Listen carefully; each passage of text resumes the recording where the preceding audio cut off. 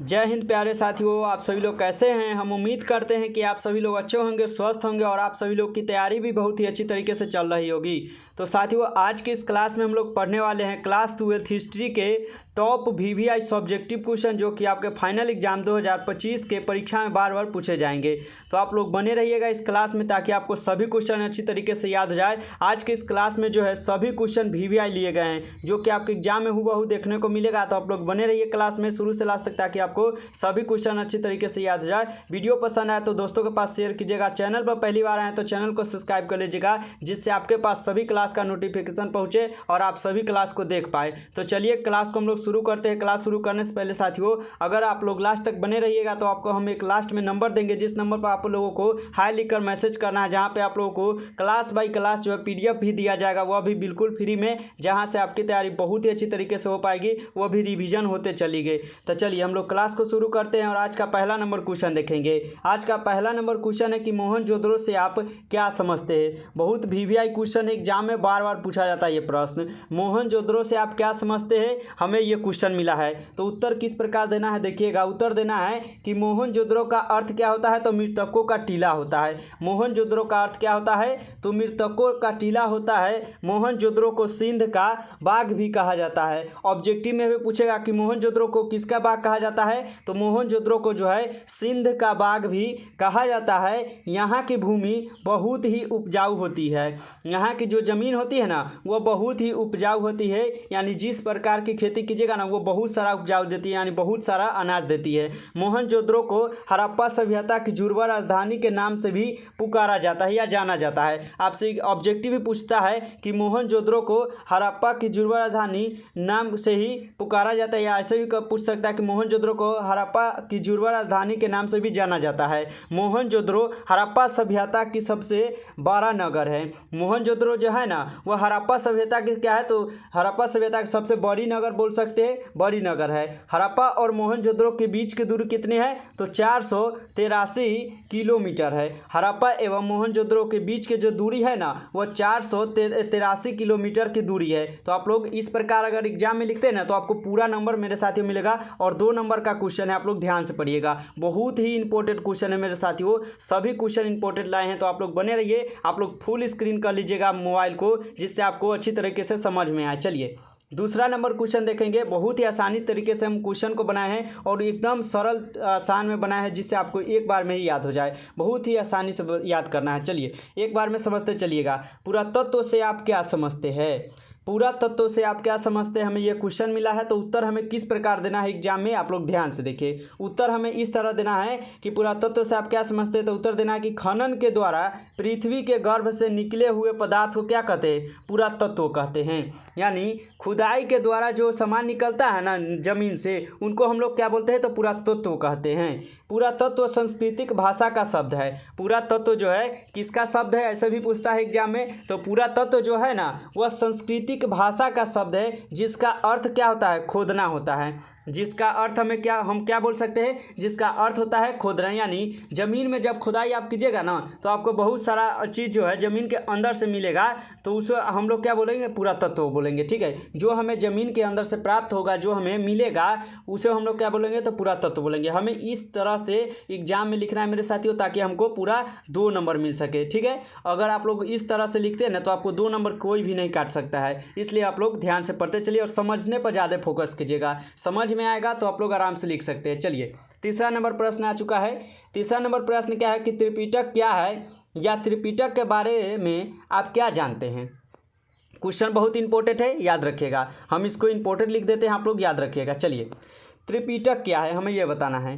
तो त्रिपिटक क्या है, हमें ये लिखना है पहले। उसके बाद त्रिपिटक के बारे में आप क्या जानते हैं, हमें इस प्रकार आंसर देना है। तो उत्तर क्या है देखिएगा। त्रिपिटक का शाब्दिक अर्थ 3 टोकरियाँ होता है।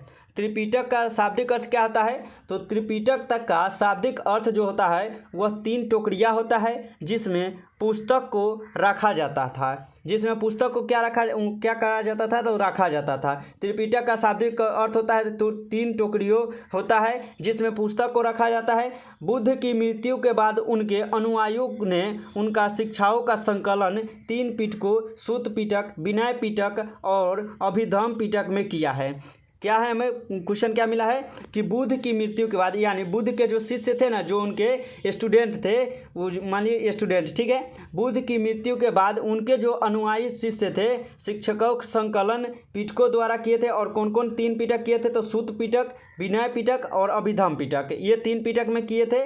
और इन्हें ही संयुक्त रूप से त्रिपिटक कहा जाता है। इन्होंने जो इनके शिष्य थे वह 3 पिटकों में किया, सूत पिटक, विनय पिटक और अभिधम पिटक में। और इन्हीं को हम लोग क्या बोलते हैं, तो त्रिपिटक बोलते हैं। तो इस तरह से आपको एग्जाम में लिखना है ताकि आपको पूरा नंबर मिले, 2 से 2 नंबर, एक भी नंबर आप लोग को छोड़ना नहीं है, अच्छे से लिख कर आना है और अच्छे से अच्छे नंबर लाना है आप लोगों को एग्जाम में। चलिए, चौथा नंबर क्वेश्चन है, काफ़ी वेरी इंपॉर्टेंट है, आप लोग इसको स्टार लाइन करके याद रखिए। सभी क्वेश्चन इंपॉर्टेंट है, लेकिन आप लोग इसको स्टार लाइन करके याद कीजिएगा। चलिए, क्वेश्चन क्या है देखिएगा, 4 बौद्ध स्थल कहाँ कहाँ स्थित है। चलिए, 4 बौद्ध स्थल जो है कहाँ कहाँ पर स्थित है, हमें ये बताना है। तो हमें 4 का बताना है और 4 तरह से हम लिखे भी हैं आप लोगों को समझाने के लिए।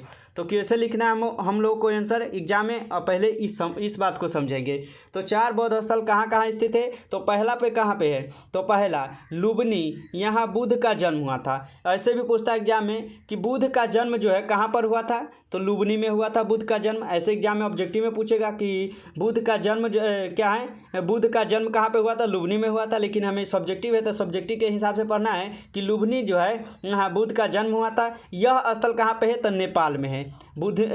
लुम्बिनी जो है कहाँ पर है, तो नेपाल में। और यहाँ पे क्या है, बौद्ध जी का यानी गौतम बुद्ध का जन्म हुआ था। और दूसरा में हमें क्या बोलना है, दूसरा में हमें ये बोलना है कि बोध गया, यहाँ उन्होंने ज्ञान की प्राप्ति किए थे। बुद्ध जो है ना, बुद्ध को ज्ञान की प्राप्ति कहाँ हुआ था, ऐसे पूछेगा तो बोध गया में। ऑब्जेक्टिव में पूछेगा कि बुद्ध को ज्ञान की प्राप्ति कहाँ पे हुआ था, तो बोध गया में। आपको ऑब्जेक्टिव भी कराते चल रहे हैं। चलिए, ऐसे तो हम पढ़ा दिए हैं।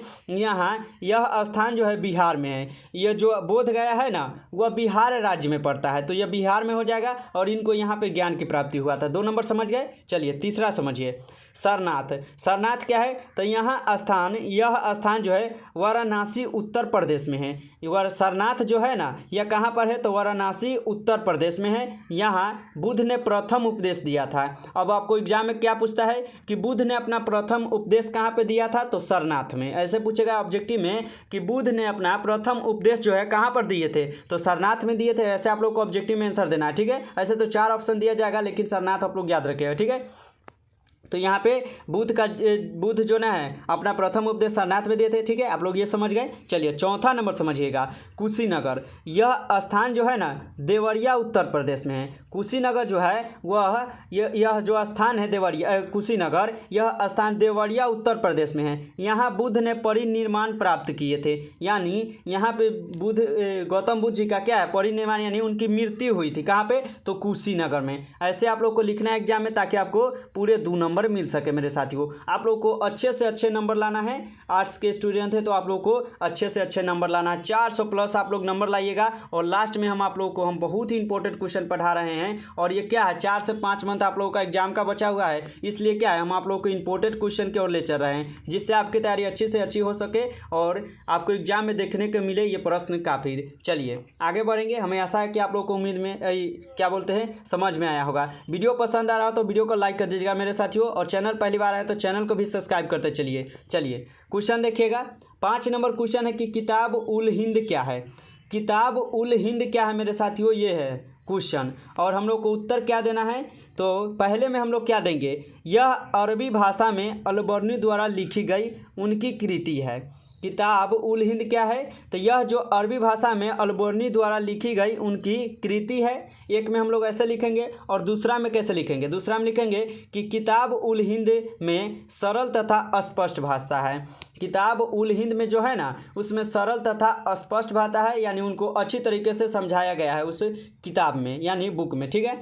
चलिए, तीसरा में हमें क्या देना है कि इसे 80 अध्यायों में विभाजित की गई है। यानी इस चैप्टर को जो है 80 पार्टों में विभाजित किया गया है, और प्रत्येक अध्याय में किसी विशेष दर्शन, धर्म, त्यौहार, खगोल विज्ञान, रीति रिवाज तथा भारतोल, मूर्तिकला इत्यादि के बारे में विस्तृत विश्लेषण है। यानी यह जो है 80 अध्यायों में क्या है, बांटा हुआ है। इन किताबों जो है 80 चैप्टर में बांट दिया गया है, और इसमें बहुत सारे बात को बताया गया, जिसमें इसमें दर्शन, धर्म, त्यौहार, खगोलीय विज्ञान, रीति रिवाज यानी भार तौल, मूर्ति कला इत्यादि सब के बारे में दर्शाया गया है। तो आप लोग को इस तरह से एग्जाम में लिखना है ताकि आपको नंबर अच्छे से अच्छे मिल सके। चलिए आगे बढ़ेंगे और छठा नंबर क्वेश्चन पढ़ेंगे। छठा नंबर क्वेश्चन क्या है, ध्यान से पढ़िएगा साथियों। हम थोड़ा सा समय में हम सोचेंगे कि आप लोग को अच्छे से अच्छे समझा पाए। चलिए छठा नंबर क्वेश्चन क्या है कि सती प्रथा से आप क्या समझते हैं, वर्णन करें। सती प्रथा से आप क्या समझते हैं, वर्णन करें। तो हम लोग क्वेश्चन तो पढ़ लिए बट आंसर पढ़ेंगे कि आंसर से हमें क्या समझ में आ रहा। तो आंसर देखिएगा, प्राचीन काल से ही हिंदू धर्म में कुरीतियाँ चली आ रही है। प्राचीन काल से ही हिंदू धर्म में क्या है, कुरीतियाँ चली आ रही है, जिसका पहला साक्ष्य एरन सागर अभिलेख में मिलता है। जिसका पहला साक्ष्य क्या है, तो एरन सागर अभिलेख में मिलता है। उसी समय से जिन महिलाओं की पति मर जाता था उनको सती प्रथा होना पड़ता था। यानी जिस भी महिला का जो पति है ना, अगर वो मर जाती है तो क्या उस औरत को क्या है, जिंदा ही जला दिया जाता था। उस औरत को अगर उनके पति जो है अगर वो मर जाते हैं तो उस औरत को भी जीने का हक नहीं है, यानी उनको भी आग में ढकेल दिया जाता था, यानी उनको फेंक दिया जाता था, यानी आग में जलाना पड़ता था। यानी हम अभी आप लोगों को क्या बताए हैं कि जिसका पति मर जाता, जिस भी औरत का पति मरता था उस औरत को क्या है, आग में जला दिया जाता था। इसी प्रथा को सती प्रथा के नाम से जानते हैं। इसी प्रथा को हम लोग सती प्रथा के नाम से भी जानते हैं। सती प्रथा को रोकने का पहला कार्य अकबर ने करवाया था। सती प्रथा को रोकने के लिए पहला कार्य किसने किया था, तो अकबर ने करवाया था। उसके बाद राजा राम मोहन राय ने भारत के governor general Lord William Bentinck की सहायता से यह कानून बनाया कि अगर किसी ने सती प्रथा को अंजाम दिया तो उसे कड़ी से कड़ी सजा दी जाएगी। इसके बाद क्या है, अकबर ने पहले करवाया था, ठीक है। पहले सती प्रथा को रोकने के लिए अकबर ने आवाज़ उठाए थे। उसके बाद कौन आए थे, अगर अकबर जो मर गए ना, उसके बाद क्या आए, राजा राम मोहन राय आए थे। और वह भारत के governor general Lord William Bentinck के सहायता से क्या किए थे, यह कानून बनाए थे कि अगर कोई सती प्रथा को अंजाम दिया यानी सती प्रथा को मानता है तो उसे कड़ी से कड़ी सजा दी जाएगी। तो इस प्रकार से आपको एग्जाम में लिखना है ताकि आपको पूरे नंबर मिल पाए। और ये आपको 5 नंबर के क्वेश्चन में भी पूछा जा सकता है, इसलिए आप लोग इसे इंपॉर्टेंट क्वेश्चन याद रखिएगा, बहुत ही इंपॉर्टेंट क्वेश्चन है। चलिए आगे बढ़ेंगे हम लोग और 7वां नंबर क्वेश्चन पढ़ेंगे। 7वां नंबर क्वेश्चन क्या है कि प्राचीन भारत के वर्ण व्यवस्था पर प्रकाश डालिए। प्राचीन भारत के वर्ण व्यवस्था पर प्रकाश डालिए। हम लोग क्वेश्चन पढ़ चुके हैं, चलिए आंसर देखेंगे और ध्यान से समझेंगे कि प्राचीन भारत में वर्ण व्यवस्था को प्राचीन भारत में वर्ण व्यवस्था को कई भागों में बांटा गया था। प्राचीन यानी पुराने बोल सकते हैं, पुराने वर्ग क्या है युग में प्राचीन भारत में वर्ण व्यवस्था को कई भागों में बांटा गया था। कहा जाता है कि ब्राह्मण का जन्म ब्रह्मा के मुंह से हुआ है। कहा जाता है कि ब्राह्मण जो होते हैं ना, उनका जन्म हुआ है कहाँ के, ब्रह्मा के मुंह से जन्म हुआ है। जबकि क्षत्रिय का जन्म भुजाओं से और वहीं शूद्र का जन्म जो है पैरों से हुआ है। वहाँ पे पहला जन्म क्या है, तो पहला जन्म कहाँ हुआ है, ब्राह्मण का। और वो कहाँ, ब्राह्मण का जन्म कहाँ से हुआ है, तो ब्रह्मा यानी जो बाह होता है ना, बाह, वहाँ से उनका जन्म हुआ क्या है, ब्राह्मण का। जबकि क्षत्रिय कुल का जन्म कहाँ से हुआ है, तो भुजाओं यानी जिसको हम लोग टांग बोलते हैं, यानी टांग से हुआ है। और शूद्र का जन्म कहाँ से हुआ है, तो पैरों, यानी पैर जो हम लोग बोलते हैं ना, पैर तल्ली, उससे हुआ है क्या, शूद्र का जन्म। इस प्रकार की वर्ण व्यवस्था प्राचीन काल में प्रचलित थी। इस प्रकार के जो वर्ण व्यवस्था थे ना, वह प्राचीन काल में प्रचलित थी। लेकिन वैदिक काल आते आते वर्ण व्यवस्था जन्म के आधार पर न होकर कर्म के आधार पर होने लगा। प्राचीन काल आते आते जो है जन्म के आधार पर यह काम न होकर क्या है, कर्म के आधार पर होने लगा। इस प्रकार का वर्णन व्यवस्था प्राचीन भारत में हमें देखने को मिलता है। तो इस प्रकार आपको एग्जाम में लिखना है ताकि आपको नंबर अच्छे से अच्छे मिल सके। चलिए आगे बढ़ेंगे और ये हमारा लास्ट क्वेश्चन रहेगा इस क्लास का। बहुत ही इंपॉर्टेंट क्वेश्चन था और ये सभी 8 क्वेश्चन हम बताए ना, काफ़ी इंपॉर्टेंट था। आपको एग्जाम में यहाँ से कम 4 से 5 क्वेश्चन पूछ देगा, तो आप लोग ध्यान से याद कर लीजिएगा और PDF दे देंगे तो रिवीजन कर लीजिए। चलिए पहले 8वां नंबर क्वेश्चन पढ़ लीजिए कि अंत विवाह और ब्रह्मी विवाह में अंतर स्पष्ट करें। अंत विवाह और ब्रह्मा विवाह में क्या है, अंतर स्पष्ट करना है। तो पहले हम लोग पढ़े क्या, अंतर विवाह। तो अंतर विवाह क्या है, इंटर मैरिज। विवाह के इस नियम को परस्पर विवाह भी कहा जाता है। विवाह के इस नियम को क्या परस्पर विवाह भी कहा जाता है। इसमें व्यक्ति अपने ही गोत्र अर्थात खानदान या वंशज यानी अपनी ही जाति में विवाह करते हैं।